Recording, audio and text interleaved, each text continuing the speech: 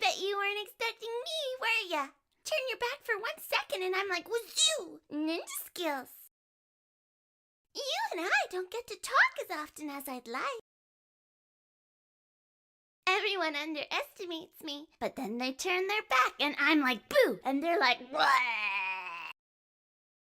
Move over, Freddy Fazbear. Happy Frog is the new star of the show.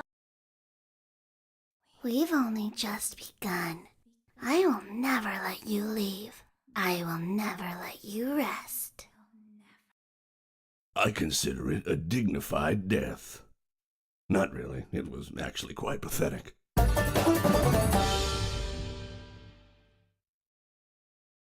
If you sit by the river long enough, you will see the body of your enemy float by.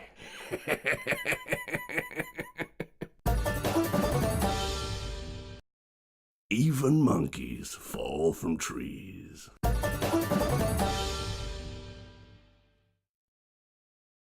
The nail that sticks out gets hammered down. The talented hawk hides his claws.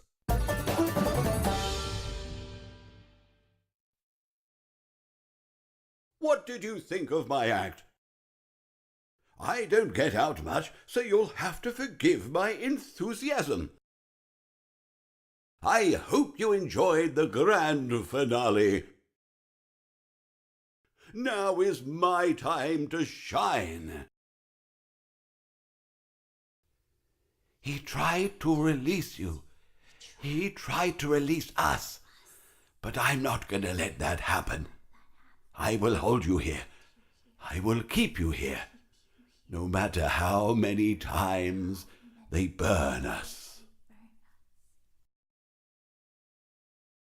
Don't you hate getting killed by obscure secondary characters?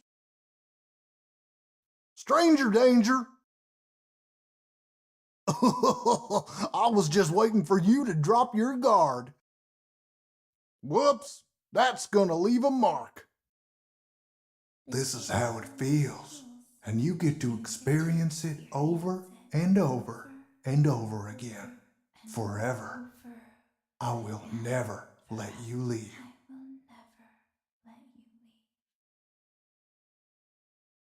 My friend, you have met a terrible, terrible demise.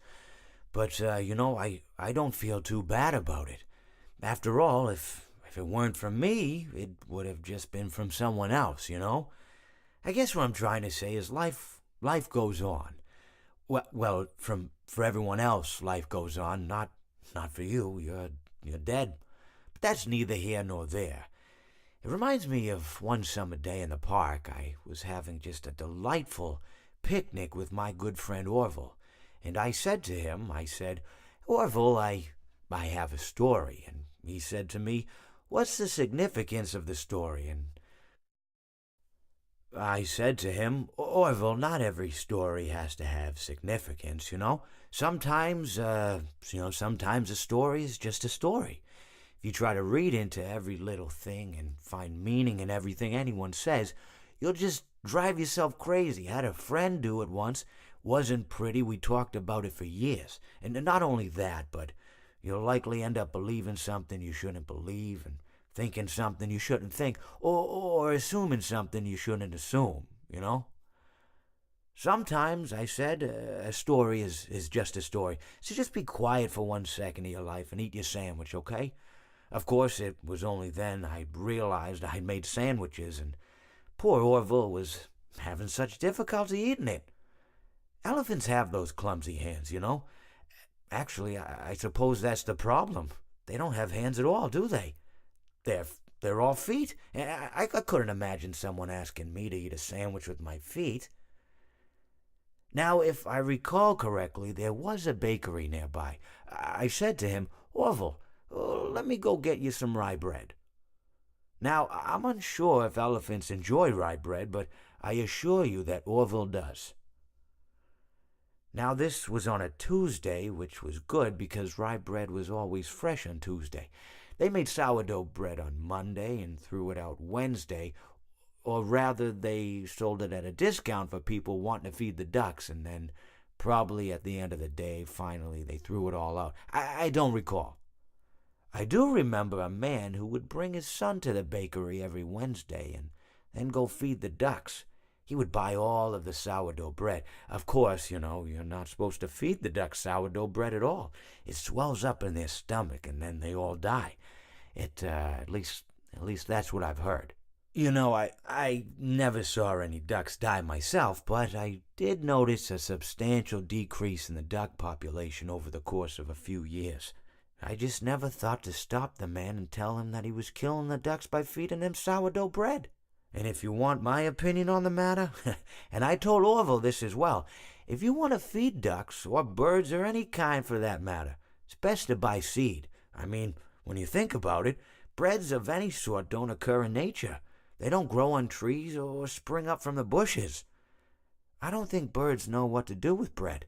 What was I saying? Oh, yes. So I bought Orville some rye bread. What a fine day it was. It seems that you have met your end. What a pity. I don't feel too bad about it, though. After all, if it weren't me, it would have just been one of the others, I guess. I'm honestly just glad to be out of those air ducts. It's not easy for a hippopotamus to fit up there, and not easy to get down either, and not as young as I used to be, as you can see.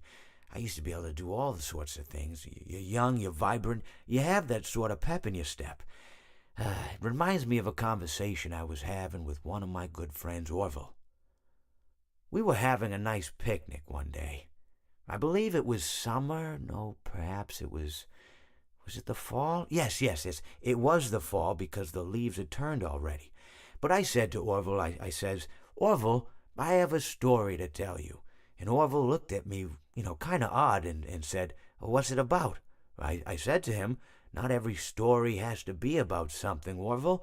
Sometimes a person just wants to talk. Why does everything have to be a story? I said to him. He just looked at me and he said, well, you said you had a story. And, he was quite right. I did, in fact. I told him I had a story. I suppose if a person just wants to talk, then it's best to not announce that you're telling a story. Telling a story does come with its own pressures and expectations, I suppose. After all, if you're just talking to a friend, then there's no more expectations than if you were talking into the wind.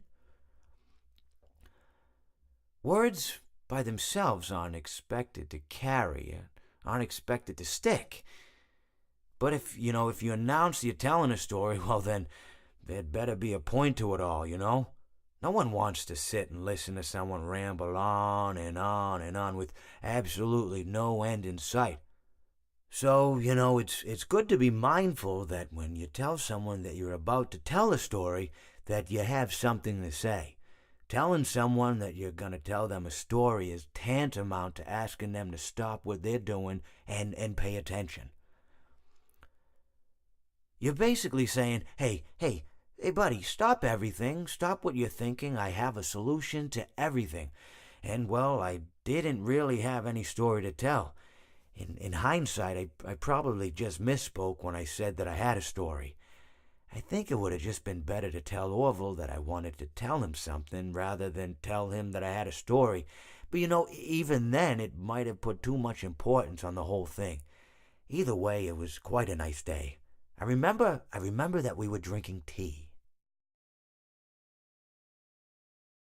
Well, it seems that your journey has ended. Very sorry about that. It was always going to end this way, of course. If it weren't by me, it would have just been by some other, terrible thing. Just, you could not imagine how terrible it would be. Just, I get scared thinking about it. I'm glad it's not me. It reminds me of a time I was speaking to my good friend Orville. We were sitting on a park bench watching the pigeons. I was on the left, he was on the... Oh, wait, was I on the right or left?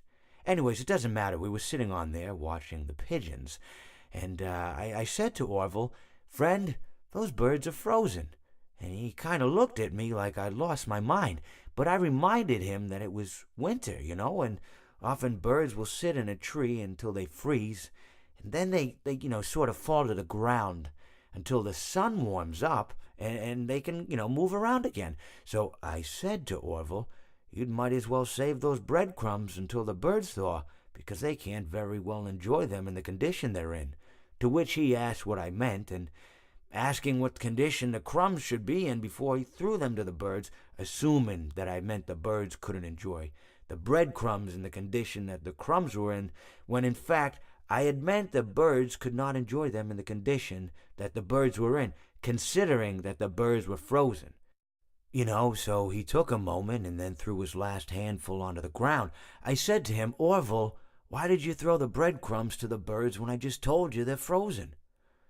To which he responded, "The breadcrumbs are not frozen." Again, misunderstanding my words.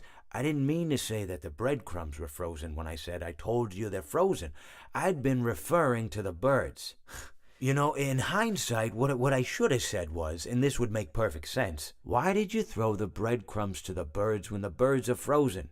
He misunderstood upon my correction, stating that he didn't know what else to do with the breadcrumbs, and that perhaps, when the birds thawed, they'd still be able to eat the crumbs. So I said to Orville, and this is what I said to him, I said, "Orville, the birds may be dead."